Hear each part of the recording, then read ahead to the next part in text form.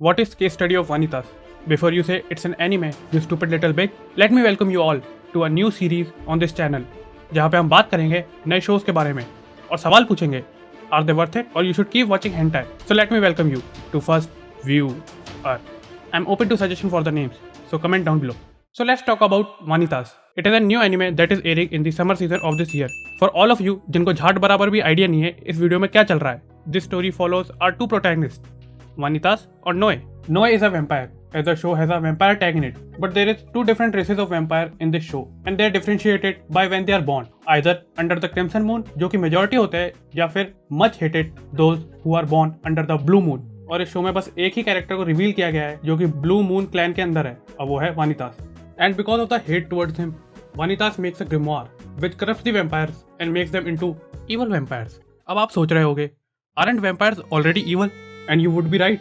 Vampires are truly evil beings who reside in the darkness and do evil stuff like sucking blood and hiding the remote of TV. Truly evil shit. पर इस show के अंदर vampires को एक अलग twist दिया गया है. उनको सनलाइट हार्म नहीं करती है और वो खून पीने की अर्ज को भी रेजिस्ट कर जाता है, जो कि इस शो को दूसरे वैम्पायर्स वाले शो से थोड़ा अलग बनाता है. Going back to the plot of the show, अब जो ओरिजिनल वानितास होता है he is dead for a long time now, और जो इस शो के अंदर वानितास दिखाया गया है ही इज अ ह्यूमन जो कि इस ग्रिमोयर को यूज करता है टू क्योर वैम्पायर्स. अभी क्या क्योर करता है? ये एक डिजीज क्योर करता है वैम्पायर्स के अंदर, making them into monsters that kill their own kind. और ये बीमारी कैसे फैल रही है ये हमारी कहानी में अभी तक रिवील नहीं हुआ है, because they haven't been to China yet. इस शो का प्लॉट सुनने में उतना इंप्रेसिव नहीं लग रहा होगा जितना कि कुछ और शोज का होता है, पर मेरे ख्याल से ये कुछ उन शोज में से एक है जो अपने प्लॉट के ऊपर धीरे धीरे एक बहुत ही इंप्रेसिव स्टोरी बिल्ड करता है, जैसे कि ऑड टैक्सी या फिर रीजीरो. वर्ल्ड बिल्डिंग एक और चीज है जो इस शो को बहुत ही इंटरेस्टिंग बनाती है. ये शो सेट है एक स्टीमपंक वर्जन ऑफ यूरोप में, जो कि इस स्टोरी को बड़ा ही कॉम्प्लीमेंट करता है, और यहाँ पे वैम्पायर्स का एक ऑल्टरनेटिव वर्ल्ड भी है. अब ये स्टोरी कैसे इन दोनों वर्ल्ड्स को कनेक्ट करती है और नोए और वानितास की कहानी को आगे बढ़ाती है, that is something that will be very interesting to see. अगर हम बात करें नोए और वानितास की, तो both of them are overflowing with charisma. ये एक ऑड कपल टीम है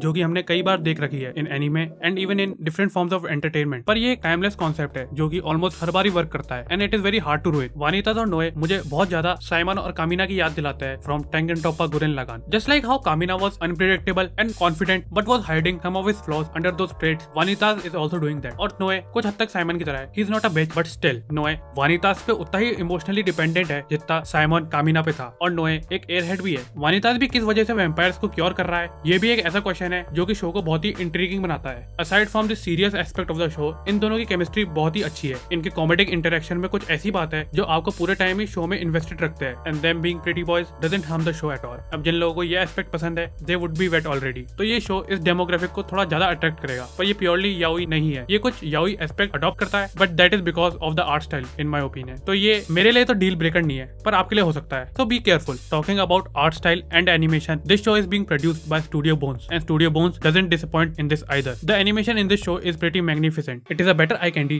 than those TikTok models that you will be watching without watching my entire video. How this show transitions into monologues of characters and changes camera angles. Forgive this idiot, he doesn't know there are no camera in animation. Is really effective, and it makes the show look beautiful. Just look at this scene of the grimoire opening. Look how many different things are happening and how the shots are changing. It makes you think some important shit is going down, and this book is an important thing in the story. Like in shows like Sailor Moon, Revolutionary Girl Utna, and Mawaru Penguin Drum, the transformation sequences are amazing because they are an important aspect in the story. This show does this with the book. इस show में comedic effect के लिए art style बार बार change हो जाता है. It goes from eye candy to आग फोड़ दो मेरी वाला art style, which kind of works.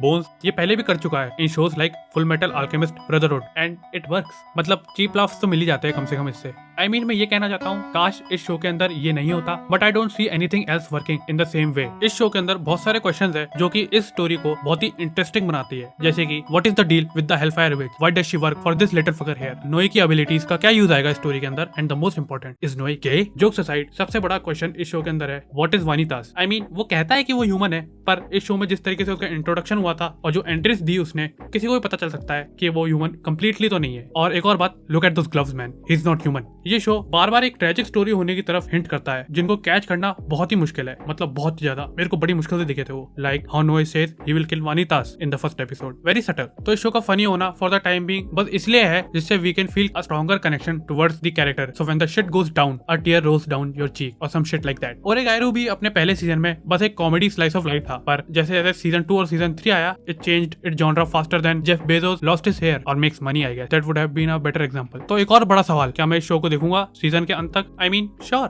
Why not? It has a very interesting story. Animation is also awesome, so I think it is worth watching. So that's it for the video. Check out my other videos on the channel. It helps a lot, and it would help a lot if you like the video. Also, don't forget to subscribe if you like chimps like me. No, I will give you no validation for the video as it is not a review. Sorry. Also, thank you for watching.